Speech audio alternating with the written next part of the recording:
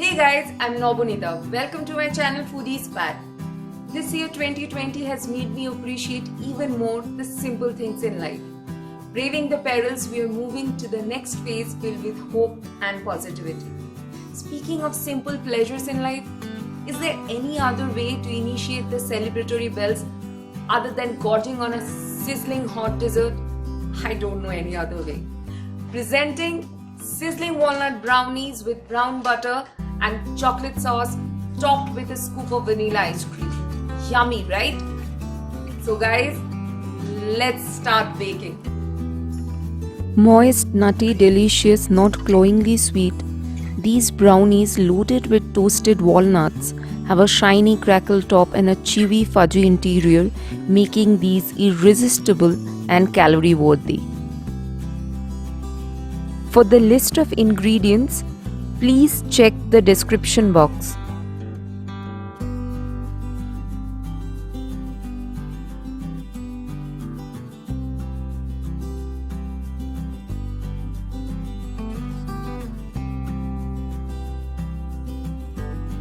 Sliced butter will melt more evenly. Brown butter has a rich caramel undertone that amp up the flavor and texture of the baked goods. Gradually, the color changes to an amber hue. Smell the butter, it should have a nutty aroma. Cook the cocoa powder on indirect heat to avoid burning. At this point, the mixture will look thick and shiny.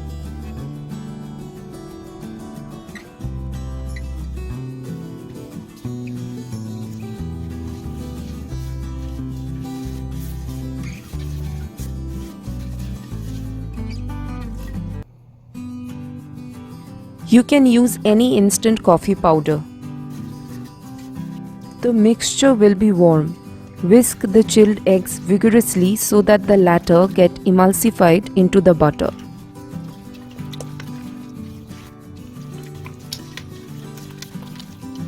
You can make it with whole wheat or opt for gluten-free options.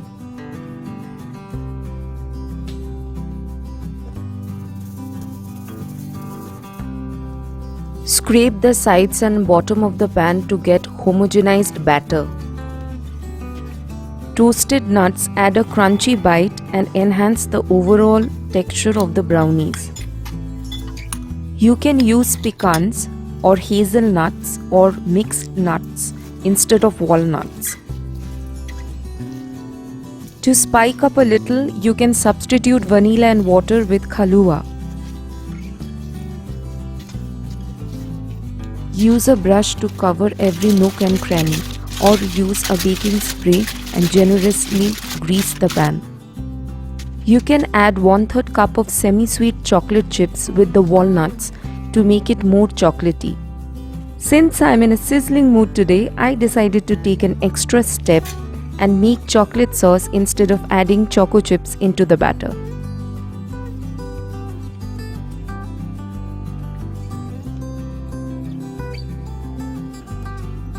For the doneness test, insert a skewer into the center of the cake.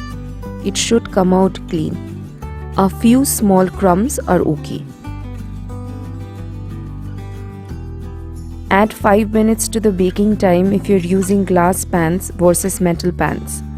It's kind of a judgmental call, but remember that the brownies continue to bake after removal from the oven from the residual heat. Be careful of the temperature and the baking time as the ovens vary.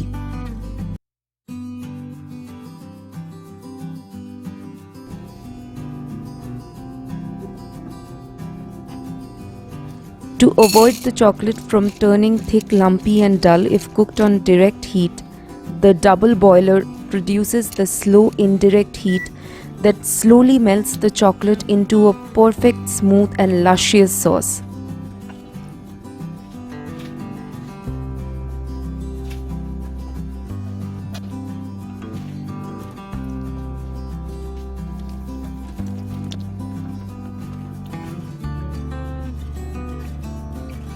I hope that you all will like the video as much as I enjoyed making it.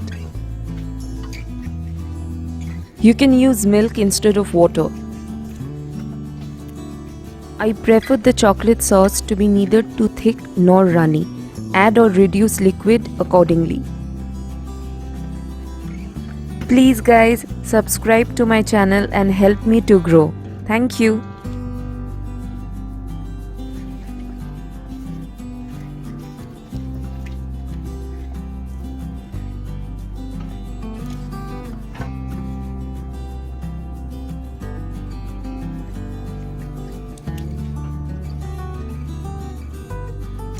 Line the baking pan with foil, pressing it firmly against the corners and leaving a 2-inch overhang for an easy lift.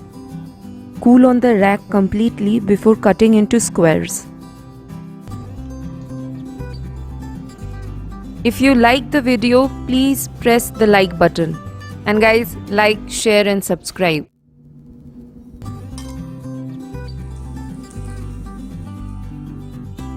These brownies are sinfully delicious on their own, but a sizzling option doesn't hurt, right?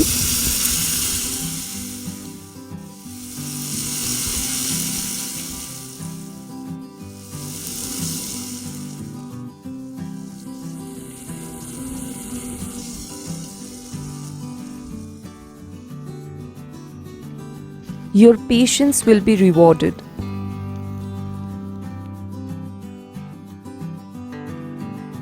Please press the bell icon to get a notification every time I upload a video. Bye guys, take care.